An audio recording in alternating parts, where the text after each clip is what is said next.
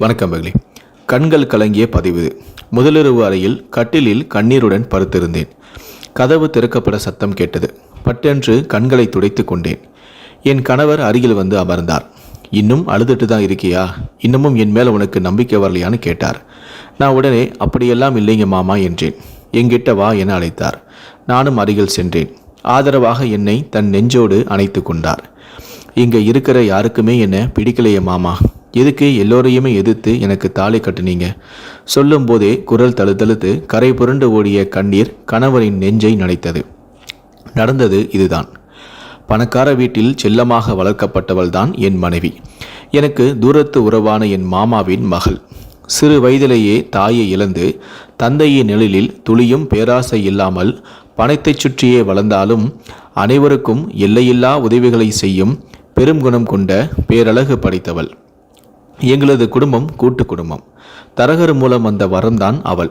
தூரத்து உறவினரான என் மாமாவின் மகள் என்று தெரிந்தவுடன் கல்யாண வேலைகள் துரிதமாக நடந்தது. பத்திரிகைகள் அச்சிடப்பட்டு 10 நாட்களில் முகூர்த்தமும் குறிக்கப்பட்டது.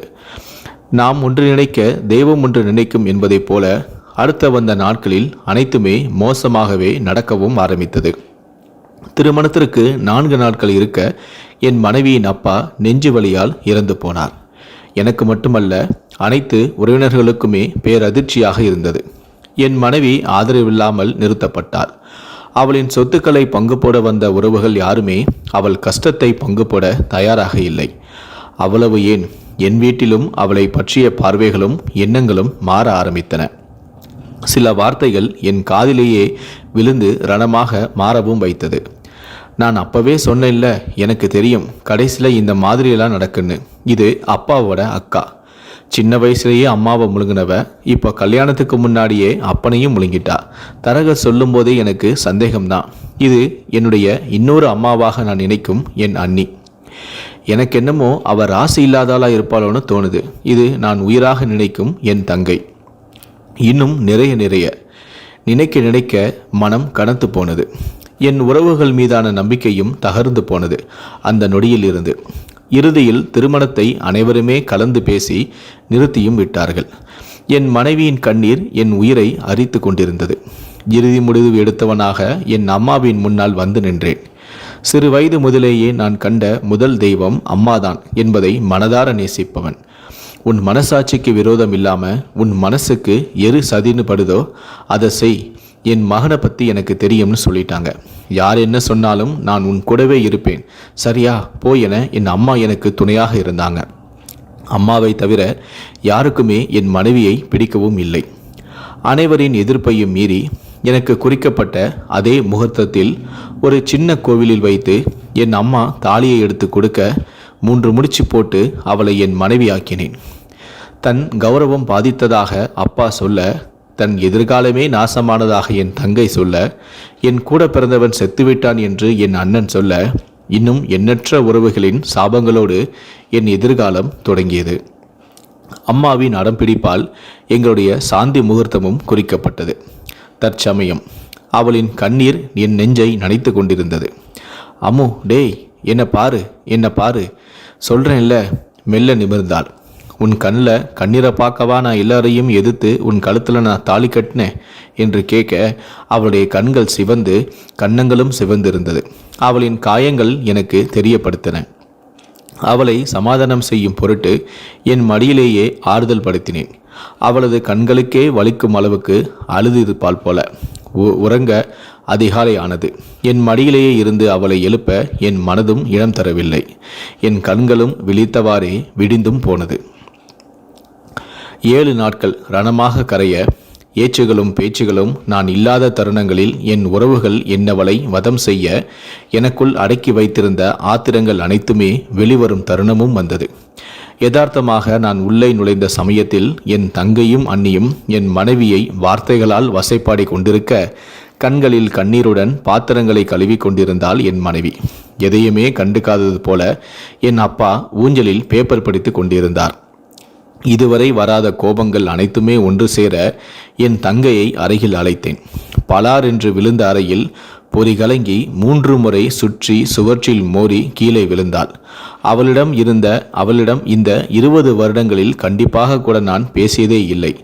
என்னிடம் செல்லமாக வளர்ந்த என் தங்கை வாங்கிய முதல் அறை அது. அப்பா பதறியபடி ஓடி வர அண்ணி பயத்தில் நடுங்க என் மனைவி என்னை தடுக்கும் பொருட்டு குறுக்கே வந்து நின்றாள். அம்மா வீட்டில் இல்லை என்பது உறுதியானது. சத்தம் கேட்டு வெளியே இருந்த பெண்களும் உள்ளே ஓடி வந்தனர். சி, நீங்கள்லாம் பொம்பளைங்க தானா? அவளும் ஒரு சராசரி பொண்ணு தானே. இதுவே உங்கள் கூட பிறந்த பொறப்பா இருந்தா இப்படியெல்லாம் பேச உங்களுக்கு மனசு வருமா? ஏற்கனவே காயப்பட்டு வந்து நிற்கிறவளை எல்லாரும் சேர்ந்து அவள் மனசை குத்தி கிழிக்கிறீங்களே. ஆள்காட்டி விரலை உயர்த்தினேன். உங்கள் எல்லோருக்கும் அவ்வளோதான் மரியாதை. உங்களாலோ அவள் கண்ணில் இருந்து ஒரு சொட்டு கண்ணீர் வந்தாலும் சரி, எல்லாரையுமே தூக்கி தொங்க விட்டுருவேன், ஜாக்கிரதை என்றேன்.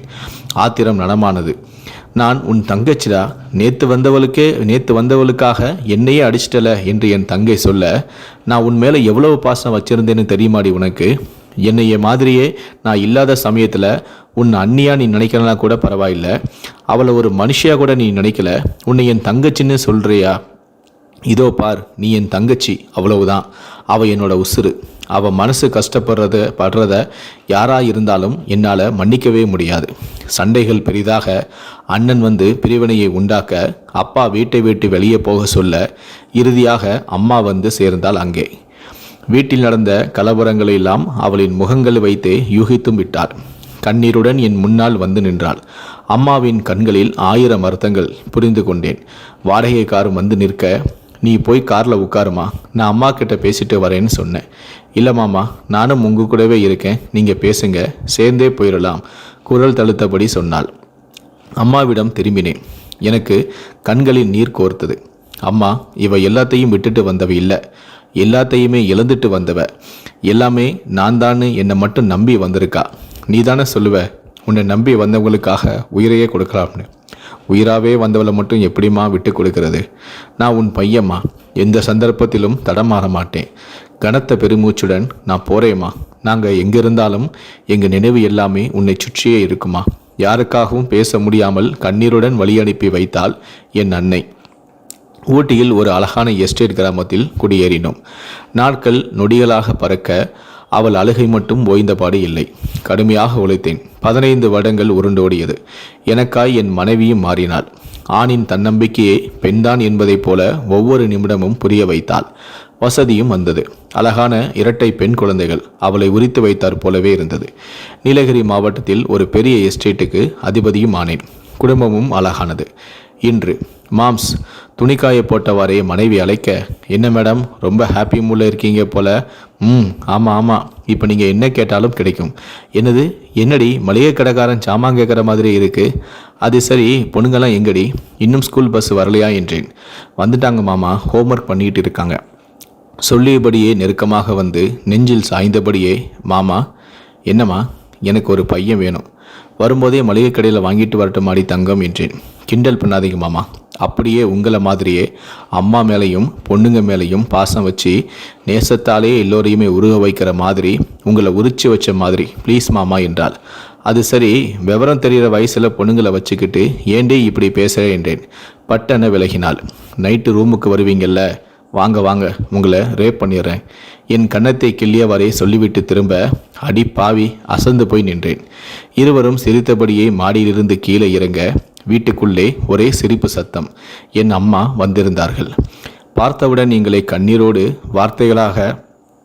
வார்த்தைகளாக வர ஓடி வந்து அணைத்து கொண்டால் இருவரையும். இனிதாய் தொடங்கியது என் வாழ்க்கை பயணம். அம்மாவிடம் மகனாக இருக்கலாம், அக்காவிடம் தம்பியாக இருக்கலாம், தங்கையிடம் அண்ணனாக இருக்கலாம். ஆனால் மனைவியிடம் மட்டுமே எல்லாருமாக இருக்க முடியும். மனைவி என்பவள் மனையை ஆள்பவள் மட்டுமல்ல, மனதுக்கு பிடித்த குடும்பத்தினர் அனைவரின் மனதையும் ஆள்பவள். ஆண் குடும்பத்தின் உயிரெழுத்து, பெண் என்பவள் குடும்பத்தின் தலையெழுத்து. மனைவியை எந்த சந்தர்ப்ப சூழ்நிலையிலும் யாருக்காகவும் விட்டு கொடுக்காதீர்கள். ஏனென்றால் குடும்பம்தான் அவள் காணும் அழகான உலகம். இந்த வீடியோவை பற்றிய உங்களுடைய கருத்துக்கள் என்ன அப்படிங்கிறத கீழே இருக்கக்கூடிய கமெண்ட் செக்ஷனில் மறக்காமல் சொல்லுங்கள். முடிந்தளவுக்கு இந்த வீடியோவை மற்றவங்களுக்கும் ஷேர் பண்ணுங்கள். மேலும் இது போன்ற பல வீடியோக்களை பார்க்கணும் அப்படின்னு நினச்சிங்கன்னா மறக்காமல் சேனலை சப்ஸ்கிரைப் பண்ணுங்கள். நன்றி, வணக்கம்.